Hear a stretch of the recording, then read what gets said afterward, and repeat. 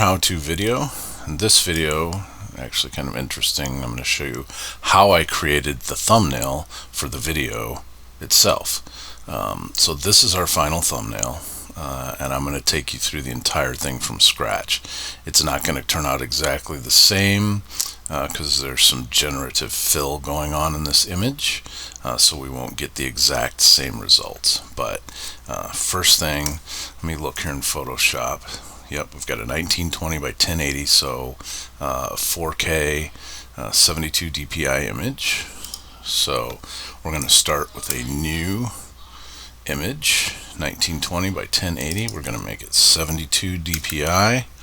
I apologize if you hear some background noise. Okay, so here's what we're going to start with. First of all, I'm going to get our main image. Our main image it's our AI model we created, Gabriella, and this is actually the very first image that we made. So here she is. So I'm going to copy this. I'm going to paste it here. And I'm just going to go through pretty quickly some of the techniques and things. Obviously, if you're not familiar with Photoshop, this video isn't going to help you much in terms of that.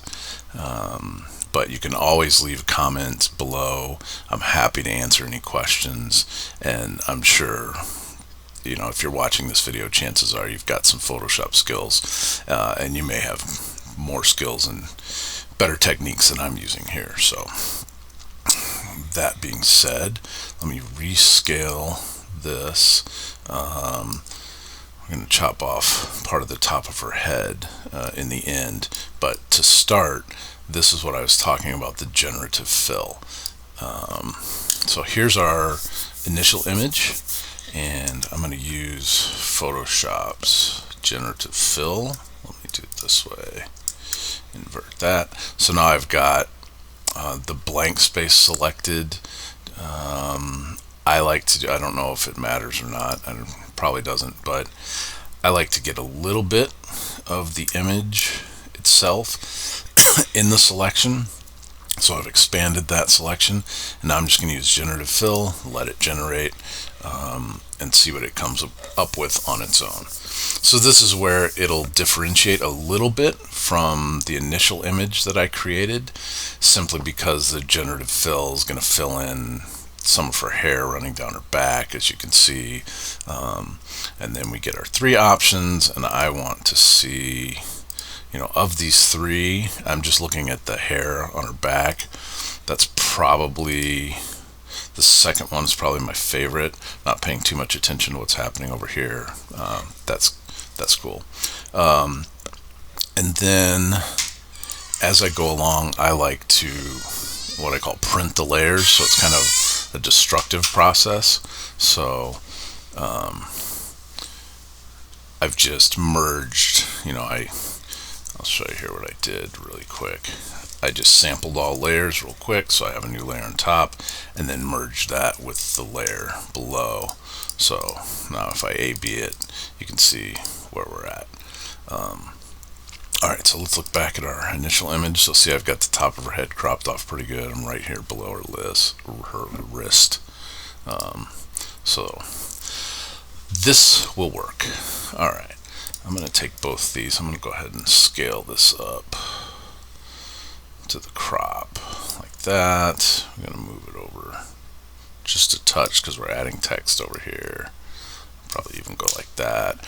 I could use the generative fill here to fix that, but I'm just going to go old school using the repair tool here. That.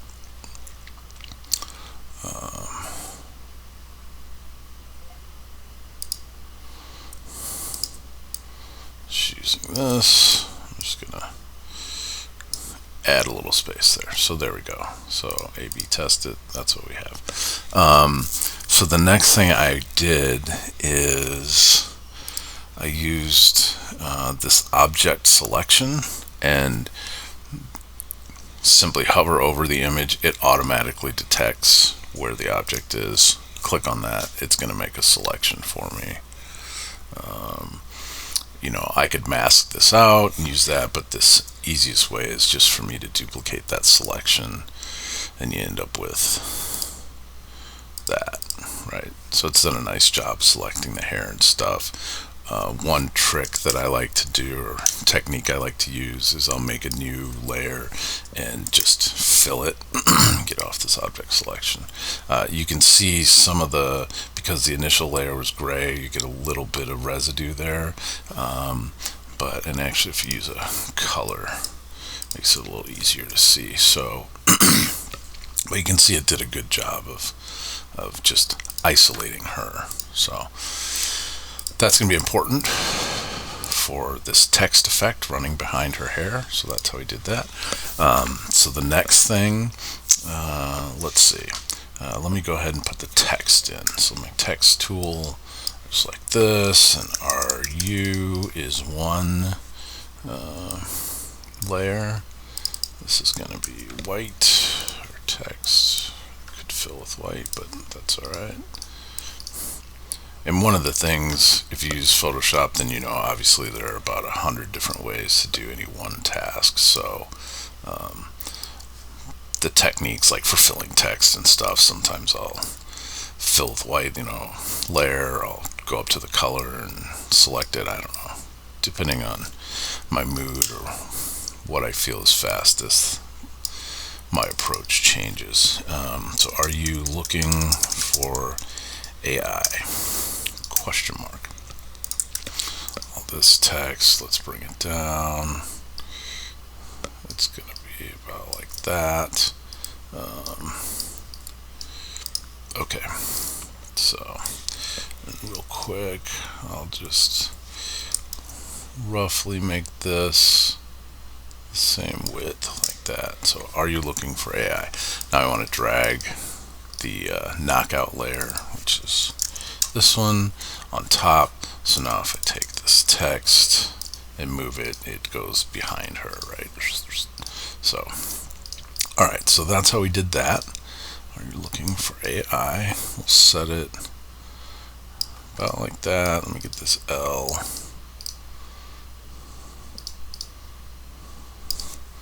So that works, right? So let's see, what's the next thing I'm going to do? I'm going to work on this eye. Show you how I did that. Okay, so the next thing is going to be changing this eye color. As you can see here, if I zoom in, there's some interesting stuff going on in the eye, right? So I'll show you how I did that. So the first step, I'll select my lasso, and again, I may have used a different technique. This is just how I'm choosing to do it today, right? So I can see now I've got her eyes on a separate layer. I'm going to go in here with the curves and bring some light into these eyes a little bit. So when I'm doing eyes, first thing I like to do is I like to pen a dark, put a point here in the dark, and maybe drop it down just a little bit so I keep that contrast so it doesn't get washed out, because I'm going to exaggerate this like way overboard, right? Just so I can see some color in there. Now this dark, you can see here, I've got a little, gives me a little more control, so I can really start to lighten that eyes so I can see the brown color. Okay, obviously that looks terrible right now, but if we mask it out and then come back in and brush in what I want, let me get a low opacity, make sure I get a nice soft edge, come in here a little bit more, and I can just start to brush some of this color back into it, right? So obviously, again, a little exaggerated. If I feel like it, I can always reduce the opacity on the layer. I could go back and reduce the opacity on my brush, I could do all kinds of stuff. Let me, just for a little more depth, actually reduce the opacity, reduce the size of the brush, and then opposite where this catch light is, I'll come in and really,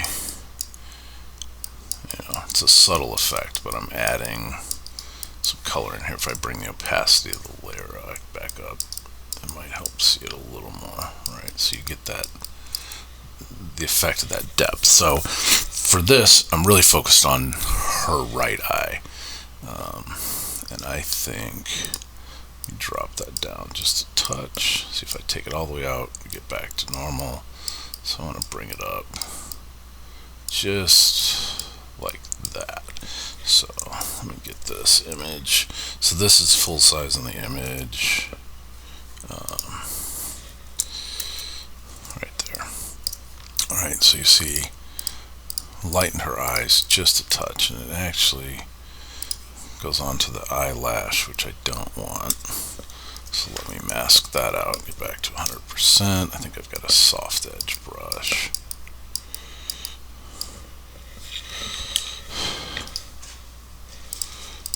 Yeah, so we've got that. So the next thing I'm going to do on this is change the eye color. So I've got the eyes,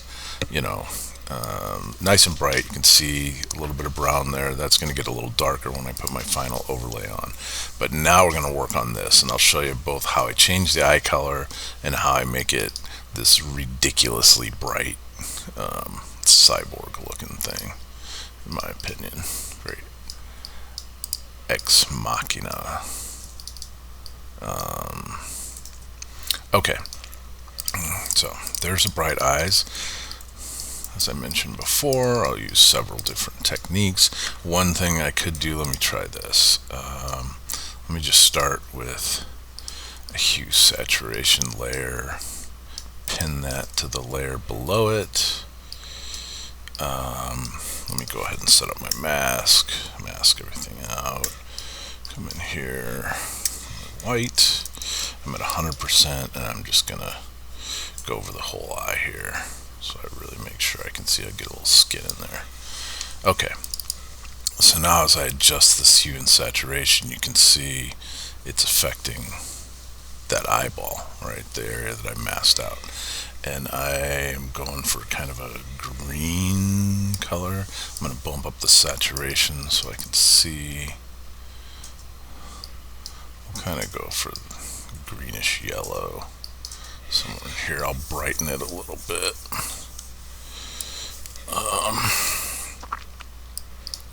Yeah, something like that. Let me crank that saturation. Okay. So now you can see already we have two different color eyes. Let me come back in and fix this mask, clean that up a little bit. I'm at 100%, make sure a soft edge. And I'm going to come right around the iris here. I think that's the iris, I can't remember. I'm not going to worry about it. A little too deep on that. Come back there. So I like to do a lot of A/B, especially when I'm masking, so I can see, if I've gotten any areas that I don't really want anything happening. But that's pretty good, right? One thing I like to do, and what I'm going to do now here, is essentially print that effect so I can come back in and lighten it a little bit. One option before I do that, if I change the layer to screen mode, you can see it brightens it up, but it also desaturates the color. So I prefer to go ahead and sample all layers, come back here into my lasso tool, this eyeball, invert that, deselect it, so now I've got just that green eye, right? So now I can come in here. Again, we're going to do some masking, but I can come in here, just open up my levels, just brighten that up, get some little bit of depth back into it, brighten that up. Alright, and I could go in and just mask this back out. Oops, switch my color. Just pull all this back out, come in here really tight, get a nice small brush, come in like that. Let me A/B that.